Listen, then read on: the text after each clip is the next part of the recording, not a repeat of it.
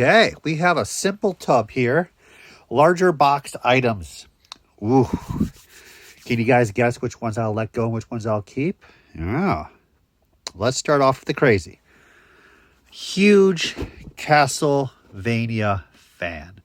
And there is not a lot of product out there for Castlevania. Shockingly enough, right?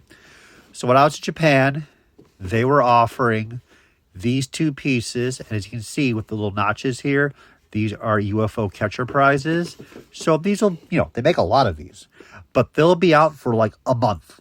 And all the crane machines, UFO catchers in Japan. And then boom.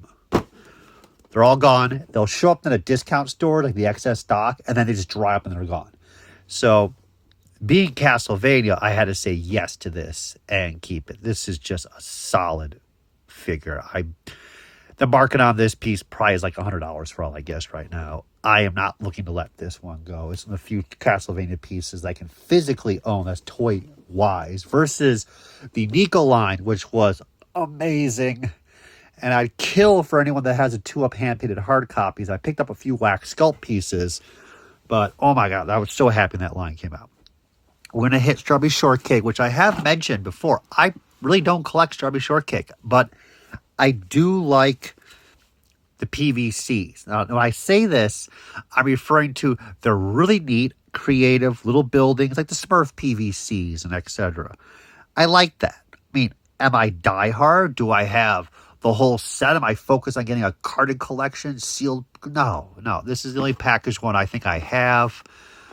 I have a couple loose figures. I'll think about it. I don't think these even run that much. I would probably only hazard, this is like $20 right now. That's it. Look at it. Nothing else in there. Stickers fall off on these pretty easily. So this has got a lot of it still attached. Oop, wrong way. Wrong way. Shows how much I know. I'm breaking it in half. There we go. That's just a little neat accessory set. So yeah, I'll think about it, but I'll probably end up bouncing it. Because I said, we're just trying to get room here, guys, right? But you have to admit, that is pretty cool. It's like, I would compare this to when you go to Japan and you see the little candy toys that are little furniture pieces, but especially little food dishes that go in little refrigerators. It's stuff that catches your eye. And you have this little moment of like, that's really kind of cool and neat. Just this little array of setups and so forth. I like that. But then again, do you need it? You can still appreciate it without owning it. Dragonball. Oh, this is tough. Because I was saying, we're going to purge all the packaged Dragonball. And I bought these in the store. I mean, I have loose figures. I have most of the set loose complete.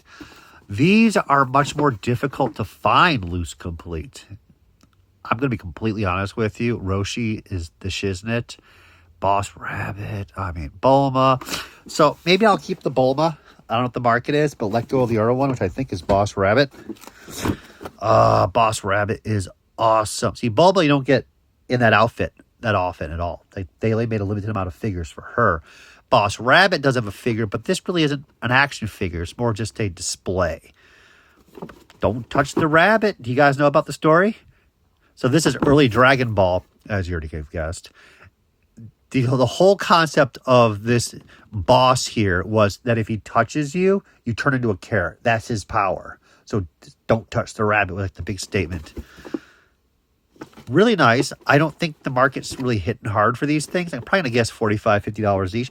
Let's take a look at them, see what they're worth. I'm going to let the Boss Rabbit go. Bulma's just super sweet. And of course, the greatest movie ever made. Final Fantasy, The Spirits Within. So this movie was ahead of its time, but then again, it's also past its prime.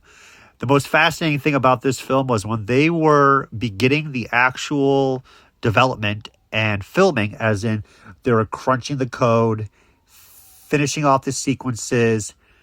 By the time that we was getting towards the end, technology had advanced so much further that the earlier stuff that they worked on was already obsolete for technologically, and the later stuff was far superior. So they had to actually go back and redo everything in the beginning. It was just one of those, like, it's not a terrible movie on its own. It's just not Final Fantasy. That's the whole creepy part about it. You walked in, they're like, oh my God, it's Final Fantasy. And then of course you're like, no, we're just screwing with you, assholes. Yeah, I mean, a loose bust would be fine for Aki if I really desired that so, but nobody cares about these things. It's just one of those magical things out there. And of course, I have this because I have the prototypes. There were unproduced 2 versions that I picked up when Palisades was dumping all their stuff online years ago. And they sold for nothing, $50 each. Hand-painted resin samples of the unproduced Aki Ross bust. And it's just fun stuff to have. But for a production sample, I'll probably let that go. We'll do a 2-tubber for this one. Oh, look at this. There you go. Just more evidence of how old some of these tubs are. Disney Store, 2007. So that's when this thing was packed up. Oh, remember those clear bags of Toys R Us? These probably have value now, too. Like, oh my God, the future. They got rid of the old bags. We're on a clear blue. Oh my God. Here's a little interesting piece of European, UK, really, Power Ranger exclusives. Nice packing job. Look at that. This is how I received them, and I was like, you know what? I'll just leave them like that. This was shipped in February 17th, 2006, and all I can think about right now is all the things I should have been doing in 2006 in February versus buying this stuff. Still kept in the original wrapping, as you can see, as I just mentioned. Oh, these are SPD. Let's open one of these up for you guys. And there we are. So at this point in time, we were still trying to figure out what would be worth money. We already knew that there was a couple specific vintage Bandai Power Rangers that were only produced in Europe. Like the flip heads, I think it was from Time Force, that we never got in the US. These are a little more cheapy figures. This is armor that fits onto the Ranger, 3 different type, and these were UK only.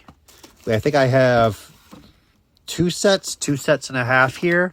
I probably paid around, I probably guessed like $10, $12 each. And at that point, we were like, this is going to be good. So I spent my time to go get this stuff, bring it over and sit on it. I love my SPD. It's my favorite Power Ranger series of all. But I don't think the market's there. I don't think it ever matured. So we'll double check online, keep a set for ourselves, but there's a point where you cut your losses. There's no reason to sit on this longer. You know, there's a point where you're just like, we're done. If it's worth $20 each, what's it going to do? Become 30 in 3 years? You just got to walk away, man. But still pretty cool. They're all dead stock mint. And you don't win every battle. You know that. But the ones I did win, those counted the most. Here's a better image of all 3. Blue Ranger, Omega, and the Red Ranger. I always thought the Mega Ranger was pretty funny in general, based upon the context of how he appears in the series. That being said, I got 3, and 2 red. Laid them all out. This is my keep set. Here, though, is another funny thing about how the world is going to hell in a handbasket. I forgot to look at the box and let you know that price. Check that out. 11.54 quid. This whole box with all those figures cost that much to ship from the UK to the US. If I wanted to ship this box now from the UK to US, would it be like $80? It's insane. Same way from US back to UK, $80. I mean, sure, I'll get a little special discount if I use like, you know, an Advocate or something. But yeah, it's getting crazy now. And I've been buying less and less internationally now because who can really afford it? It is a happy, evil world out there.